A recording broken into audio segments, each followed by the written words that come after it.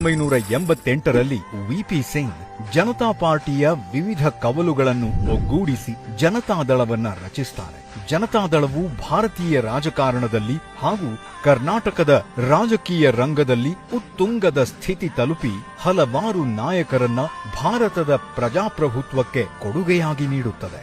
ಅಂತಹ ಮಹಾನ್ ನಾಯಕರಲ್ಲಿ ಪ್ರಮುಖರು ಭಾರತ ಕಂಡ ಅತ್ಯುನ್ನತ ನಾಯಕ, ರಾಜಕೀಯ ಭೀಷ್ಮ, ಕರುನಾಡ ಕೀರ್ತಿಯನ್ನ ಮುಗಿಲೆತ್ತರಕ್ಕೆ ಹಬ್ಬಿಸಿದ ನಮ್ಮ ಹೆಮ್ಮೆಯ ಮಣ್ಣಿನ ಮಗ ಶ್ರೀಮಾನ್ ಎಚ್.ಡಿ. ದೇವೇಗೌಡರು.